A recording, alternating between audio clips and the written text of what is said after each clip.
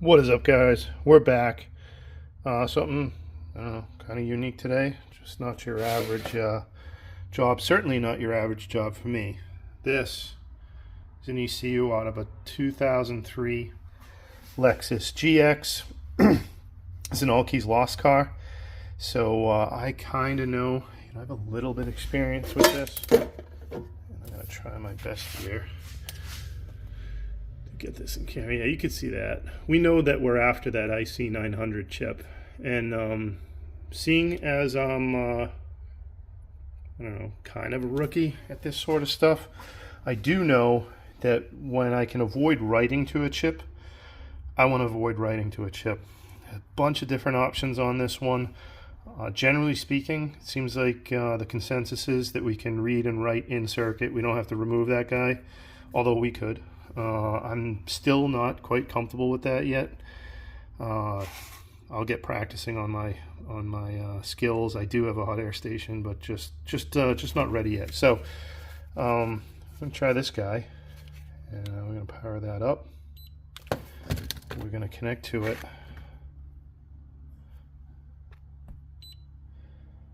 I'm gonna try reading this chip and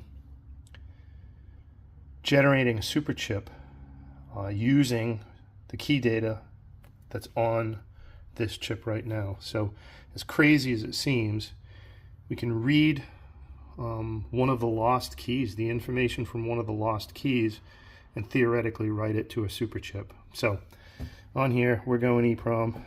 I already took a picture of that chip, the actual chip itself. I'm never going to get it on camera here, but it's a 95, let's see, it's a microchip, and it's a 93C, I'm going to remember when I see it, 93C56. It's an 8-pin, and just from the little experience I have through trial and error, pretty sure it's the B one. So we're going to go pressure because we got the mini prog, and we're going to hit read. Now, a little bit of this is probably going to be tough for me to do one-handed, right? Because part of this is for anybody struggling like I am. You can see I got the corner of that marked with some black magic marker. It's really hard to tell which is pin 1, and the only way to really tell is to take your fingernail and run it right in that ridge right there. This is never going to show up. It's not going to focus. But basically, you can see the tip of that pin 1, and if you flip it over, you can't see it. It's kind of encased behind the plastic. But you can also feel it with your fingernail. I obviously struggle with it. So I also know that pin 1 is in the bottom left-hand corner. Take a picture of that chip, zoom in on it. I can see that there's that dot on there, which indicates pin 1. So I know that that marked side is on this bottom left-hand corner. Now this is going to be, well, let's see here. If I hit start operation, I think I can let it fail the first time, and then when it goes to retry,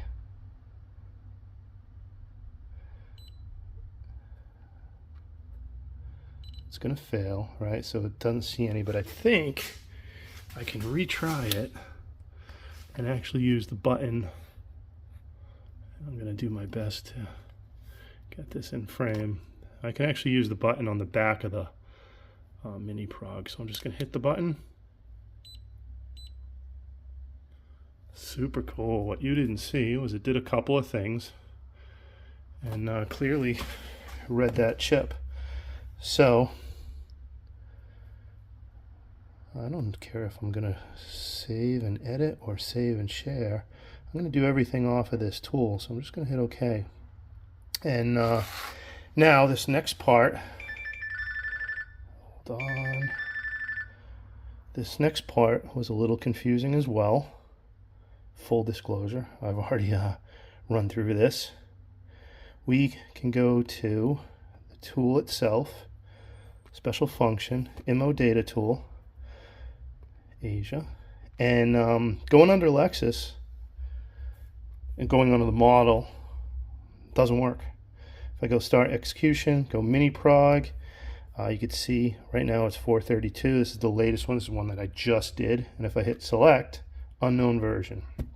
So after doing a little bit of trial and error, I can go into Toyota. I can go to Camry, and I might do a little bit of trial and error. I think it's this one, the 93C 56.2. Start execution. Same read that I just did at 432. Select, and what do we got? We got our key positions, and I imagine, oh, it does let me pick key 1. That's interesting. So, safe to say, does that mean there's 4 keys programmed to this car? Suppose. And I would say, let's think here, why is key 2 used in 1, 2, 3, and 4? All right, maybe there's only 1 key programmed to this car. So I'm going to take my super chip, drop it in there. You know what I'm going to do first, just to see, can I select key 1? No. All right, so that's cool. That's probably good to know. Maybe. No, it's not possible. There's only one key program to this car. I don't know. I'm just going to continue on. Make dealer key success. So theoretically, this chip, once this box is back in the car, should just start the car. Now, I got my remote here. The remote portion is already generated. The chip, I've even already got a piece of double-sided tape up in there. You can see what I'm up to. I'm going to push that chip up in there. I'm going to put this remote back together, and tomorrow morning get this thing back in the car, see if this key starts the car. I've also got a key, it looks like it was provided by the customer. Looks like it's directly from Lexus, cut.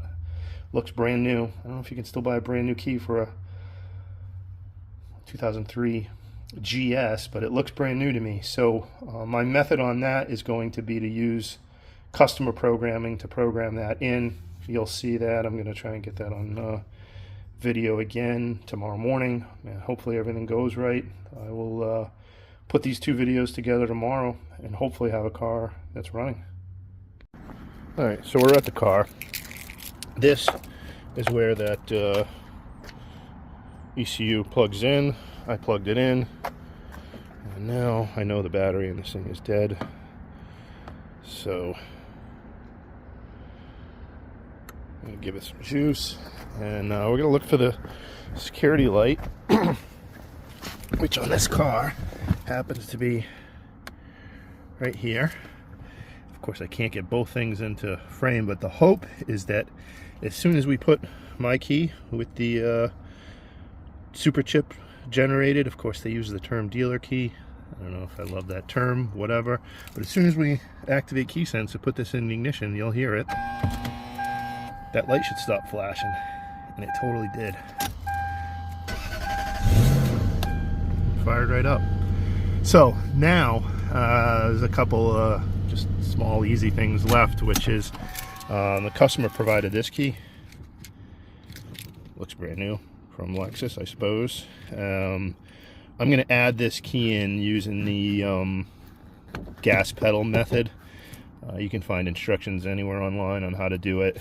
So it obviously requires a working key, but once you have a working, you can add in others, and then I'll have to do the remote program, which I think is also going to be kind of a manual way, because of all the, the fact that I have to look this up and all the different things that have to be done. I'm not going to put that on video. I'm just going to be back with it working. All right, so I've been trying for a little while to get these door locks to program. I mean, I got a known good key from a Lexus dealer, but there are a lot of things in these old cars that have to function properly in order for us to get into this key programming. So some of the instructions are going to put the key in, take the key out. So we know key sense has to work, and that works. Lock doors. Both actuators in the back are bad, and I believe this car has what I would call like sense wires, right? The car knows when the doors are locked and unlocked, and I'm pretty sure that's what's messing me up with trying to program this remote, where I have to hit lock and unlock on this door switch 5 times, close and open the door, hit it another 5 times, and I don't think the car is seeing the doors locking and unlocking, so it's not letting me program the remotes. But I'm not going to be too concerned about that. I'll let the customer know this is that key.